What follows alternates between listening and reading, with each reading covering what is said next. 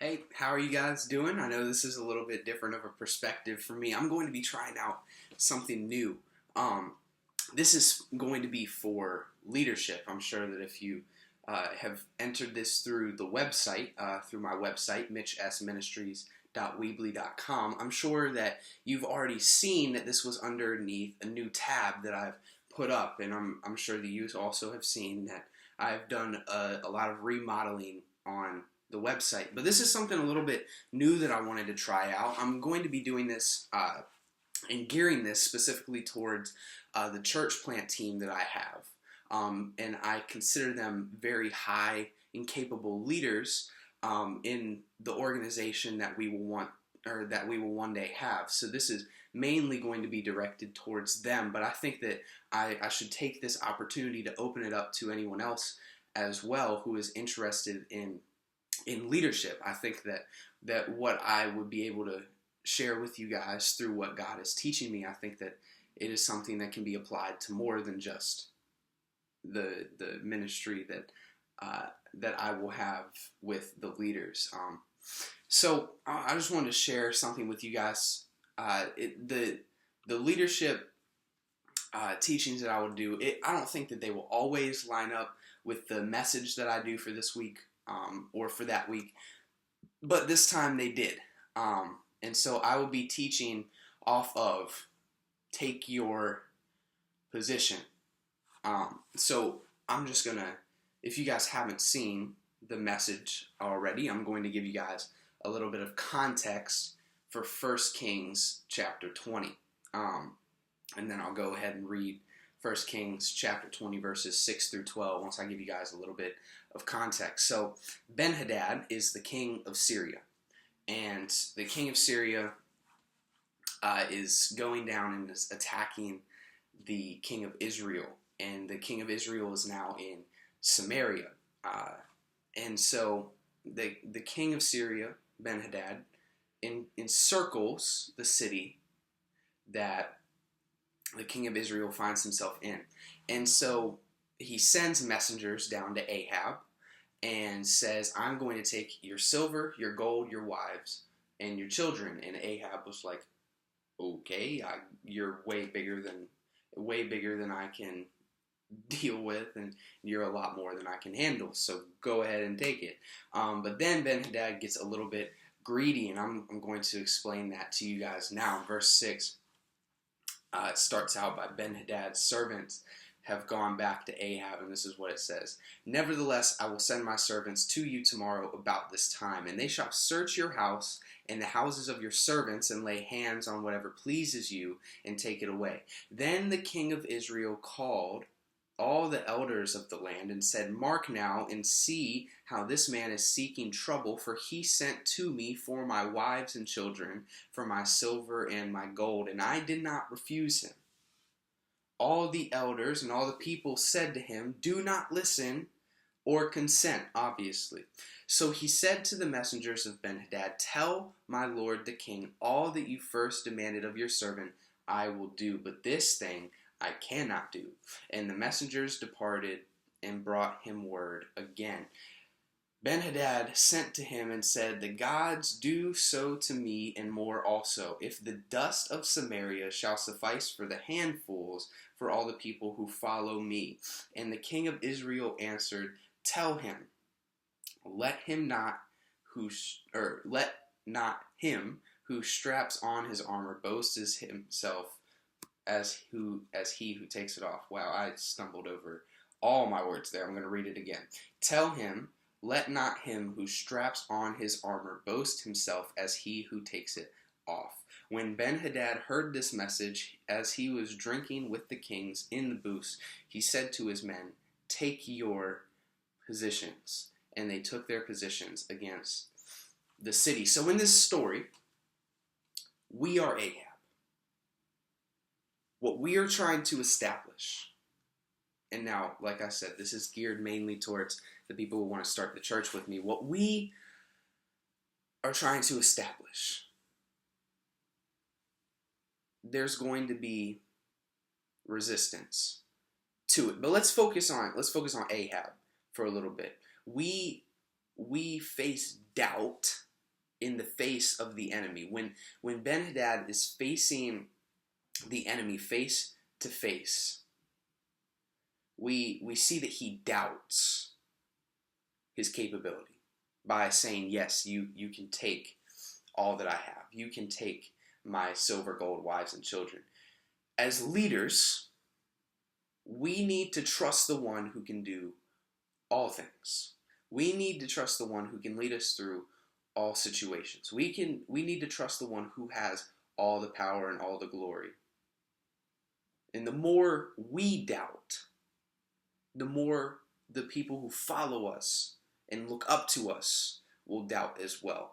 The more that we doubt our circumstances, the more other people will doubt their circumstances. The more that we doubt our capabilities as a church organization, the more that people will doubt our capability as a church organization.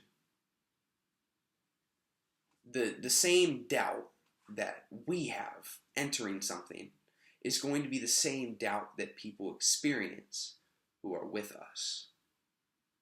And many times, though, our doubt is unnecessary. Now, why do I say this? Especially in this case, we can see how the doubt that these people had was very in vain. It didn't matter much. And I say this because if we continue to read on past verse 12, we see that Ahab ends up defeating Ben-Hadad not just once, but twice.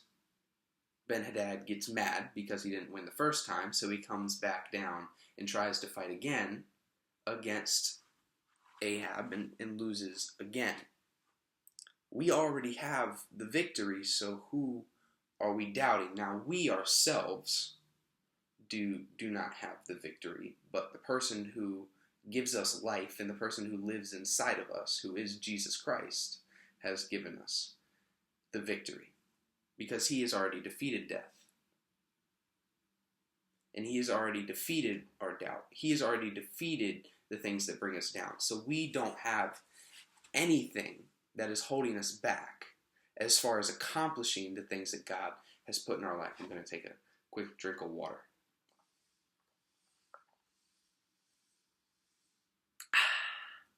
Maybe a little bit less quick than I thought. Look at these cool little water bottles. I go to Elevation Church. Let me close this so I can show it to you. I go to Elevation Church, and for their volunteer appreciation weekend, they gave out these really cool University City. That's the location I go to. They gave out these really cool water bottles to all the volunteers for volunteer appreciation weekend. I very much appreciate how they appreciate me.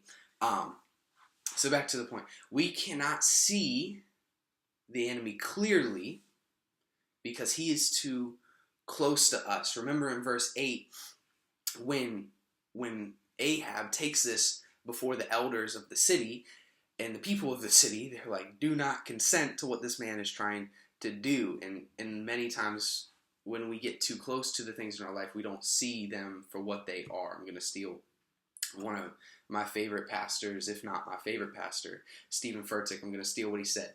Being close doesn't determine clarity. Context determines clarity. Sometimes this is how he described it in the sermon. Zooming into something doesn't give us clarity. Zooming out gives us clarity. So I'm going to make it original. Proximity doesn't determine clarity. Perspective determines clarity. Sometimes by taking a step back, we're able to see that the doubts that we have and the way that we're treating the enemy and the way that we're influencing the people that are following us is in vain. It doesn't even apply to what we're doing. And so if we're Ahab, that means that the resistance that we face is represented through Ben-Hadad. We will always face resistance. The enemy does not like what we are trying to do, what we are trying to establish, what we are trying to become through the power that Christ has in us and through us. The enemy does not like the things that we are trying to build, the things that we are trying to do, the people that we're trying to reach. The enemy doesn't like it. He's going to do everything that he can to stop us. And there's two ways that he will try and stop us. He'll either try to stop us internally or externally. So I'm going to start with external because I think internal is more applicable. So I'm going to start with the less applicable one first. People will resist what we, are trying to do.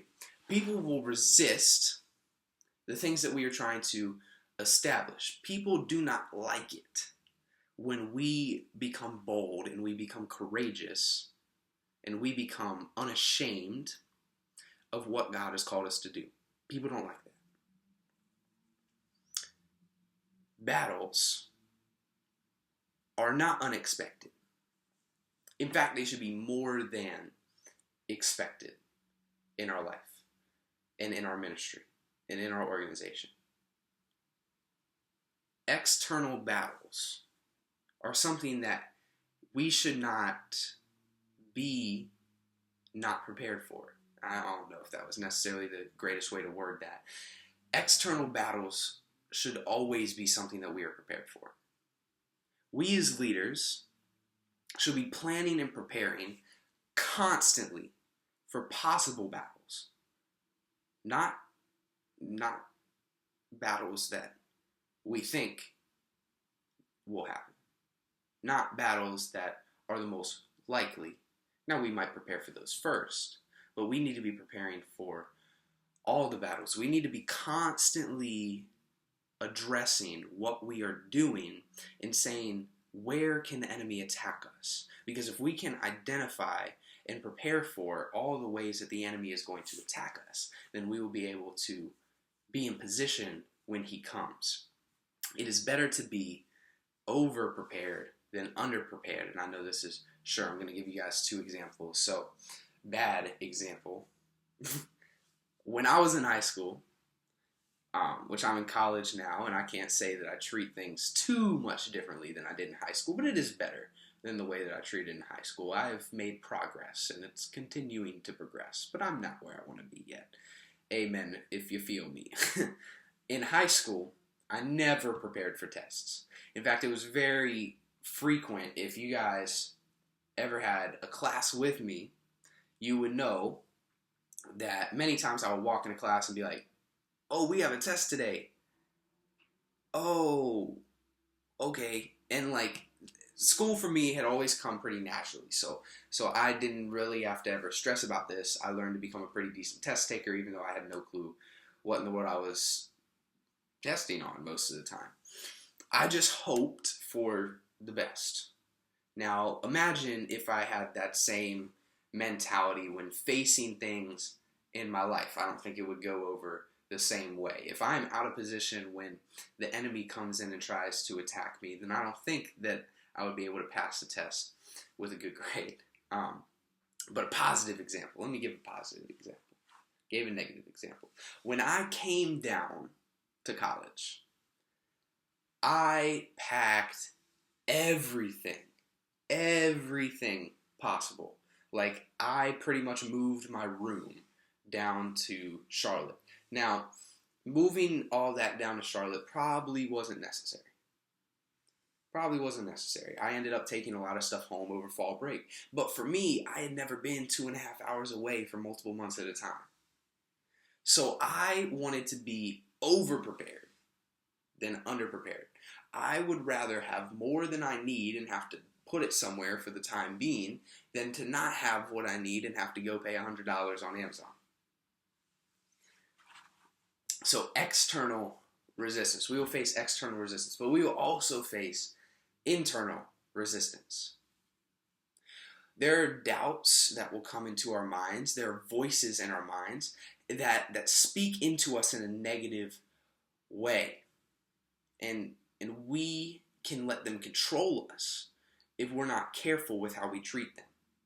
And we're not careful with how we approach them. We need to make sure that as leaders that we are careful about the way that we take and treat internal thoughts in our mind, because we need to make sure that we do not take internal threats from the enemy and lead us to a position of fear, but we instead need to be listening to the internal promises of God, which bring us to fortification.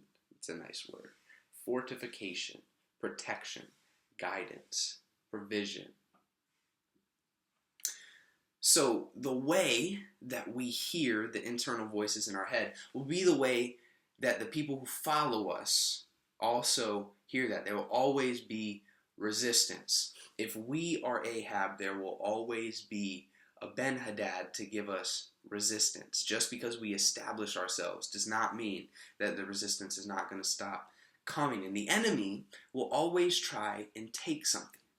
Our mindset towards the enemy determines the way that the people who follow us will look at the enemy. I think you were kind of sensing this theme that I'm trying to portray through leadership. The way that we treat stuff is going to be the way that the people who follow us treat things. The way that you react to the enemy determines how the people who follow you will react. The perspective of the battles that you're going through are going to be the same perspective that the people who follow you are going to have with the battles in their life.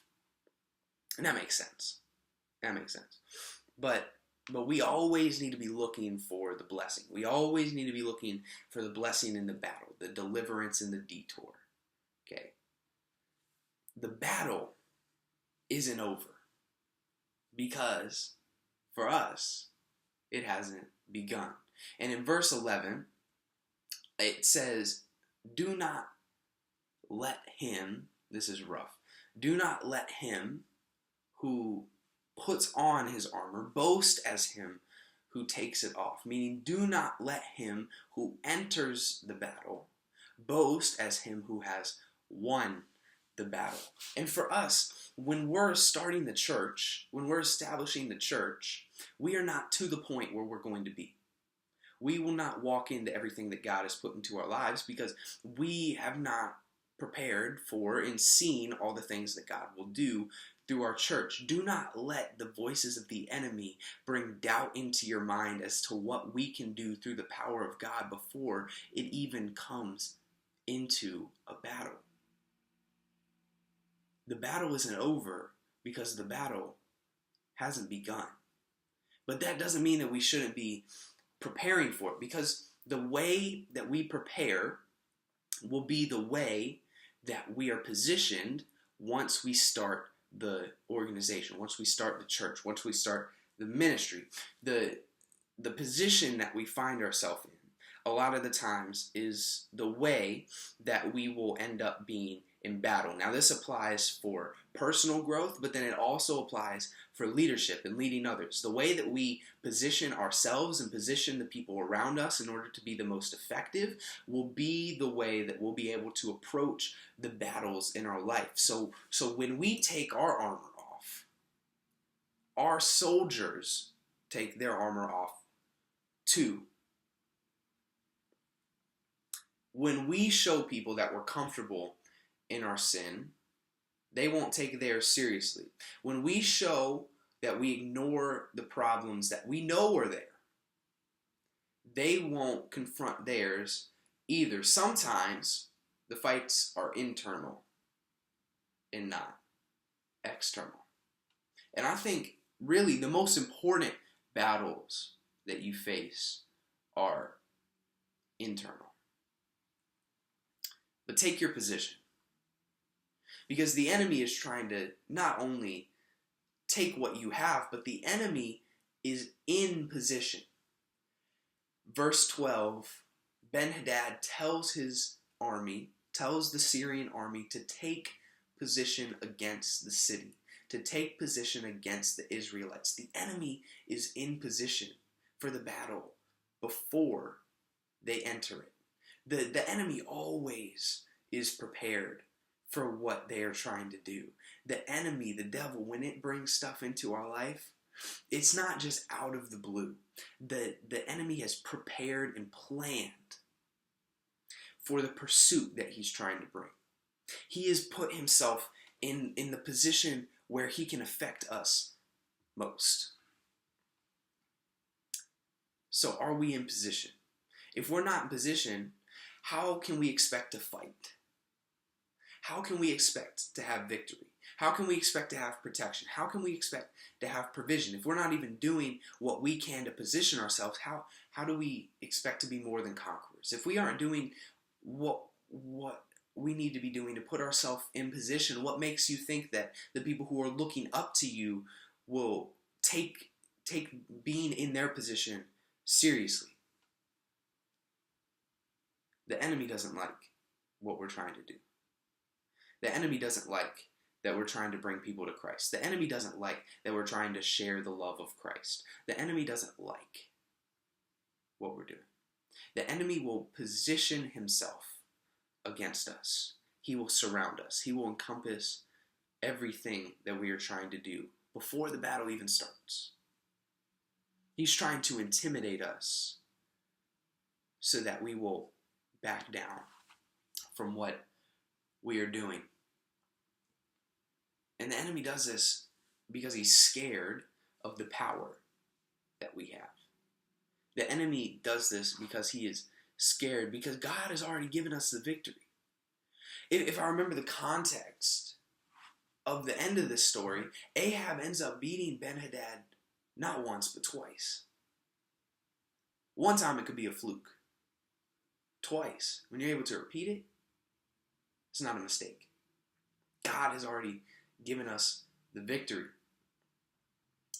And even though God has victory, it still takes action for us to get there. Just because God has victory doesn't mean that he's going to plop it down on you and let you do it. Because if you just sit back and relax while God gives you victory and gives you success, then you're going to become prideful. You're going to become sloth. You're going to become lazy.